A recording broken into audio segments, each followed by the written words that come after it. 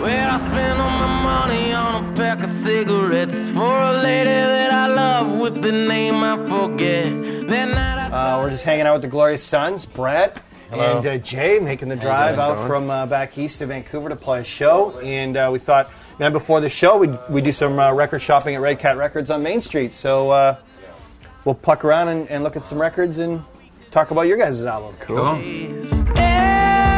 everything is alright, if only for the night.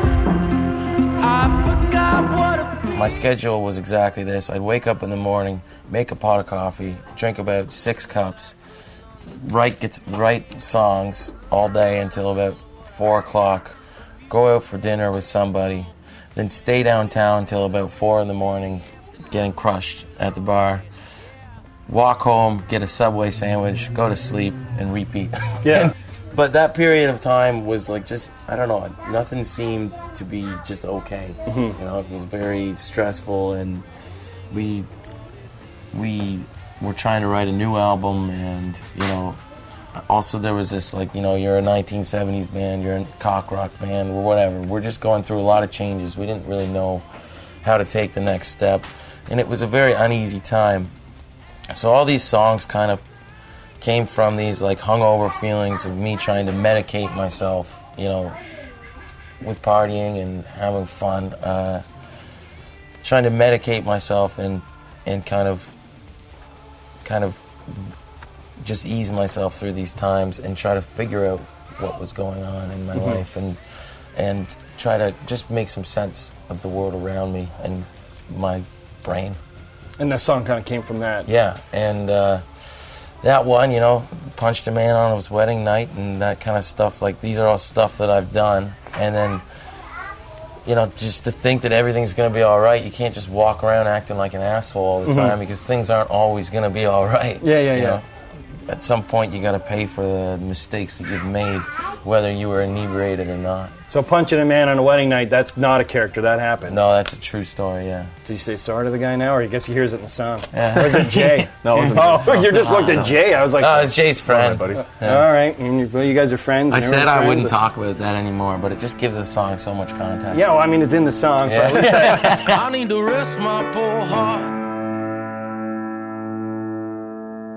I think I've taken it too far. Yeah, my poor heart. Me and Jesse had a huge night with the Oshawa hockey team that got way out of hand.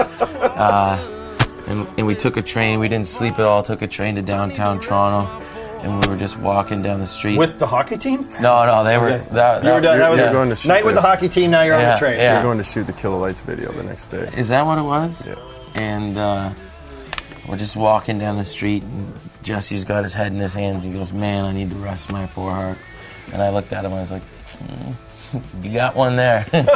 So just on that little, almost nugget of a phrase that was set off the cuff while you're hungover walking to a music video shoot, you're like, that's the gem of a song. Yeah. It's like the germ or whatever, and Yeah. you're able to create with that. Do you like remember it, or did you have to like say it into your? Anything that's good like that, I'll always remember it. Oh wow! Always remember. Then you know you've got something. If it sticks in your Yeah. brain, it'll Yeah. stick. Yeah. And then the song is just cool in that it talks about like going hard and then Taking a break, yeah. And then what happened was a month later, I woke up with the exact same feeling as that morning, and that's when I sat down and wrote the song.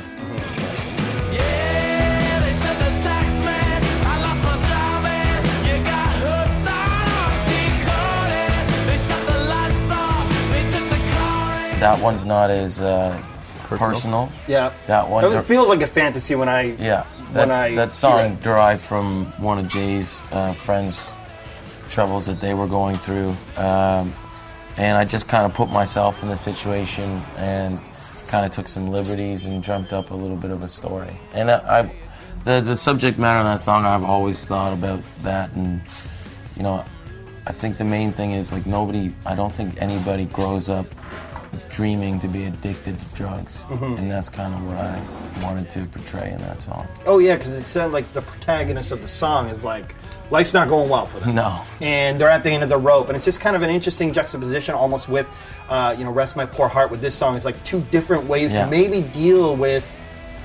similar situations. And one's a shot of shotgun and the other's seeing mom and dad. You know what I mean? It's like these two.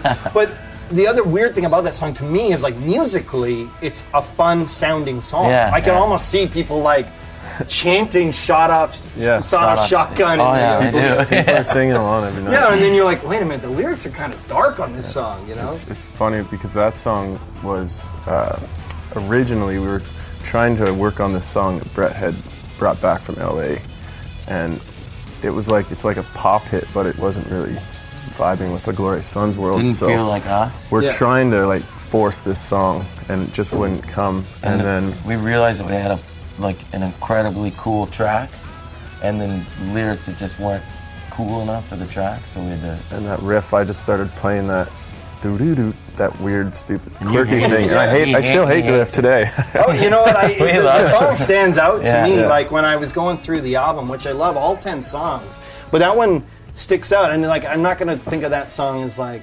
that's the most grounding song on the record. But it's really fun, right? Like it sticks out. It's like an anthem, right? Like you can picture people screaming it back. And you can picture people screaming it back. But if those people were to like pull up the liner notes, it might be like, oh Jesus. Like, Well, I think it's probably had the most feedback too of anything on that. Yeah, it really especially goes over well live. The lights off, they took the car and I bought a sawed-off shotgun. Yeah, they sent the tax man. all right. Well, thank you guys for Thanks for having us. chit-chatting and buying some records and hanging out here in For Vancouver. listening to me speak.